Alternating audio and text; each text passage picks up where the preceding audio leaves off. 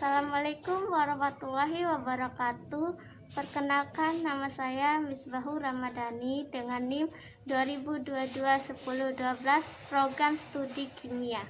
Di sini saya akan mempresentasikan hasil kerja saya mengenai masyarakat perkotaan dan masyarakat pedesaan.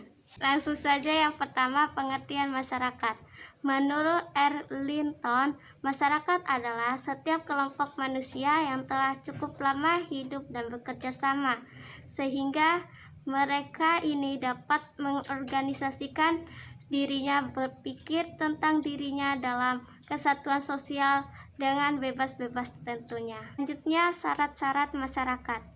Masyarakat harus mempunyai syarat-syarat berikut. Yang pertama, harus ada pengumpulan manusia dan harus banyak, bukan pengumpulan binatang. Yang kedua, telah bertempat tinggal dalam waktu yang lama di suatu daerah tertentu.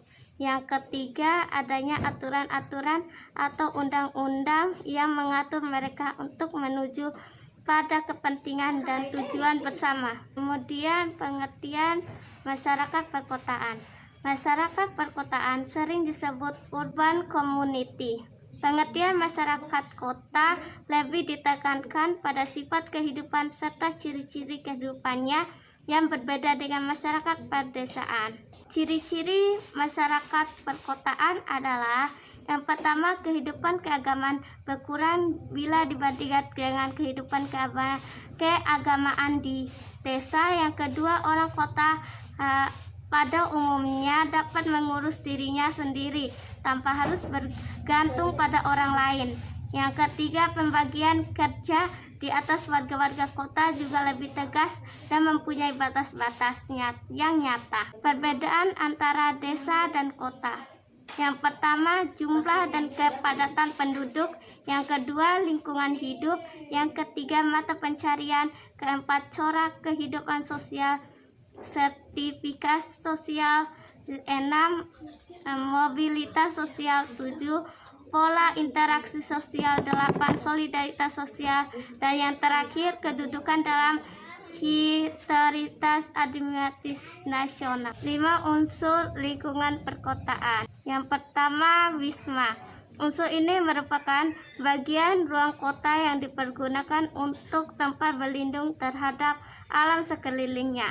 Yang kedua, karya. Unsur ini merupakan syarat yang utama bagi eksistensi suatu kota karena unsur ini merupakan jaminan bagi kehidupan bermasyarakat. Yang ketiga, marga. Unsur ini merupakan ruang perkotaan yang berfungsi untuk menyelenggarakan hubungan antara suatu tempat dengan tempat lain di dalam kota, serta hubungan antara kota itu dengan kota lain atau daerah lainnya. Yang keempat, suka. Unsur ini merupakan bagian dari ruang perkotaan untuk memenuhi kebutuhan penduduk akan fasilitas hiburan, rekreasi, pertanaman, kebudayaan, dan kesenian. Kelima, penyempurnaan. Unsur ini merupakan bagian yang penting bagi suatu kota, akan tetapi belum secara tepat tercantum ke dalam keempat unsur, termasuk fasilitas pendidikan dan kesehatan. Selanjutnya, peranan atau fungsi eksternal kota, yaitu beberapa jumlah fungsi dan peranan kota tersebut dalam kerangka wilayah atau daerah-daerah yang dilingkupi dan melingkupinya bagi skala regional maupun nasional. Kemudian, pengertian desa. Menurut Soekarjo Kartohadi adalah suatu kesatuan hukum di mana bertempat tinggal suatu masyarakat pemerintah sendiri. Menurut Bintaro, desa merupakan perwujudan atau kesatuan geografi, sosial, ekonomi, politik, dan kultural yang terdapat di suatu daerah dalam hubungannya dipengaruhi secara timbal balik dengan daerah lain. Ciri-ciri desa. Ciri-ciri desa sebagai berikut. Yang pertama, mempunyai pergaulan hidup yang saling kenal mengenal antara ribuan jiwa.